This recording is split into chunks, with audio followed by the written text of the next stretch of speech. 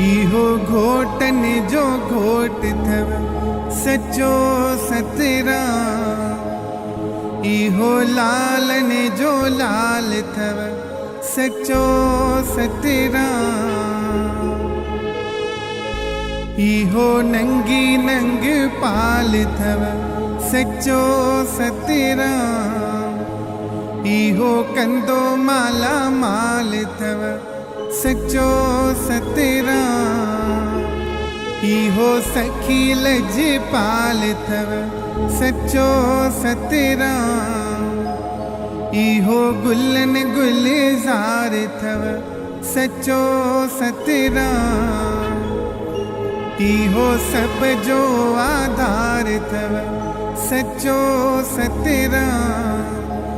सचो सतराम चो सचो सतराम। इहो घोटन जो घोट थव सचो सतराम। इहो लालन जो लाल थव सचो सतराम।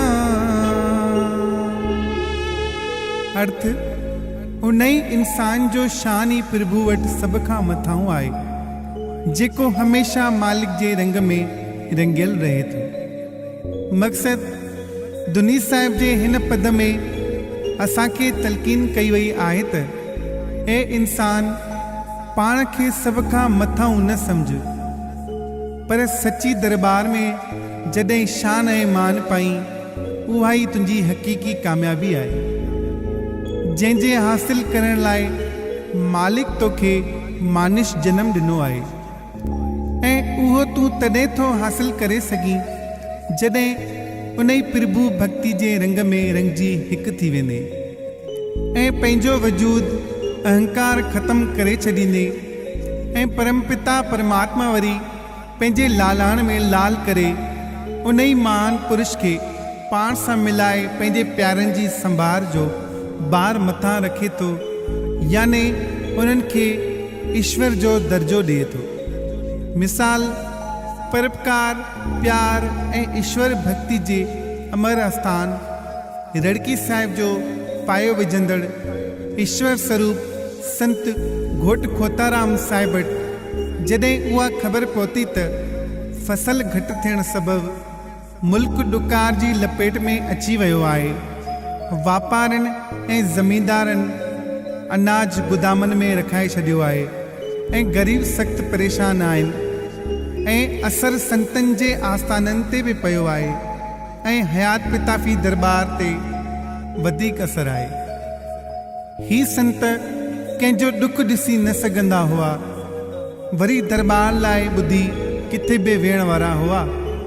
हिकदमि संगत साण करे हयात पिताफ़ी पहुता ऐं उते मीरपुर माथेले तालके जे सभिनी शहर मां पंचायतनि खे, जेके तक़रीबा 36 नंढा वॾा शहर हुआ, न्यापा मोकिले घुरायऊं। 2 ॾींहंनि बाद सभु पंचायतूं शदाणी दरबार हयात पिताफ़ी में गॾु थियूं, जिते संतनि जे शहंशाह फरमायो, हिन दुनिया में हर माण्हू पंहिंजे कारोबार में गलतान आहे ऐं हर हिक खे हवस ऐं हिर्स पाण वटि क़ैद करे प्रभु खां परे कयो आहे। पर असांखे यादि रखणु घुर्जे त असांखे उन ई मालिक हिते सचे सौदे लाइ मोकिलियो आहे। इंसानी जामो पहिरें हर जीव जी शेवा करे उन ई प्रभु खे पायूं ऐं पंहिंजी दिनीवी या रूहानी कमाई मां कुझु हिसो ॿियनि खे ॾियूं, जीअं उहे बि पंहिंजी ज़िंदगी सुकून सां गुज़ारे सघनि ऐं मालिक जा शुक्र मञे पोइ प्रभु जो सिमरन कनि।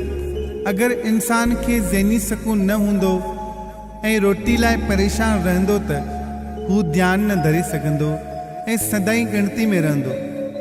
सो असांखे पहिरियों त हर इंसान जी परगोर लहणु घुर्जे, उन ई मां 2 फ़ाइदा थींदा।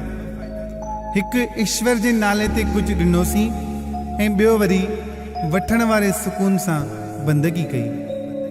पर जंहिं मक़सद लाइ असां हिते गॾु थिया आहियूं, कंहिं ॿिए दरबार में महिमान ऐं दोखी अचनि, उन ई सभिनी जी परगोर लहण पाण सभिनी जो फ़र्ज़ु आहे।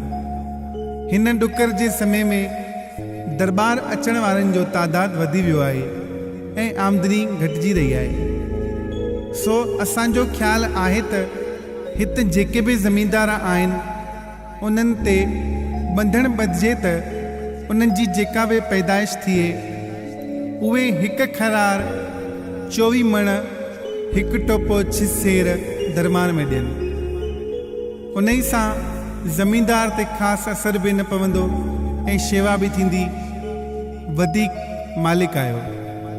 सभिनी पंचायतनि जे तरफ़ां मुखी मुरजमल चयो त शेवा इंसान जो फ़र्ज़ु आहे, पर हिन डुकार जे वक़्तु असां उहो कमु करे कोन सघंदासूं जो बंधण करे दरबार खे ॾियूं। जंहिंखां जेका पहुचे थी पहुचाए थो, उहो जवाबु ॾेई हलिया विया ऐं सुबुह जो वरी पंहिंजो पाण दरबार में पहुचण लॻा।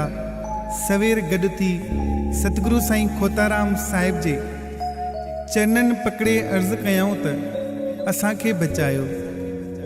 असां सॼी राति निंड न कई आहे। जीअं विया आहियूं असांजे मथां ख़ौफ़नाक भूतनि, शेर ऐं बलाउनि हमलो कयो ऐं चयो त तव्हां हुन संत जो याने ईश्वर जो हुकुम टारियो आहे। असांखे प्रभु जी दरबार मां हुकुम मिलियो आहे त हुननि निंदकनि खे रहण जो को हक़ न आहे। असां मुश्किल सां हिक ॾींहं जी माफ़ी वठी आया आहियूं। जीअं करे असां ते रहमत करियो। संत दया जा भंडार फरमाइण लॻा, घबरायो न। सुबुह जो भुलियल अगरि शाम जो घर पहुतो त भुलियल न ॻणबो।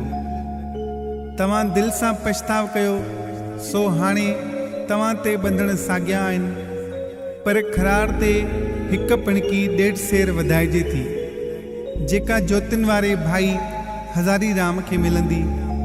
सभिनी उहो फ़ैसिलो ख़ुशी सां क़बूल कयो ऐं संतनि जी शेवा जा सभु गुण ॻाइण लॻा त कीअं न पंहिंजो छॾे ॿियनि जी शेवा जो फ़िक्र रखंदा आहिनि ऐं ॿियनि खे ख़ुशि ॾिसी पाण ख़ुशि थींदा आहिनि। हिन पद मां असांखे सदाईं शेवा जो सबक़ु मिले थो। कंहिंजे चवण बग़ैर जॾहिं बि कंहिंखे ॾुखियो ॾिसूं पाण पूराई करे छॾियूं।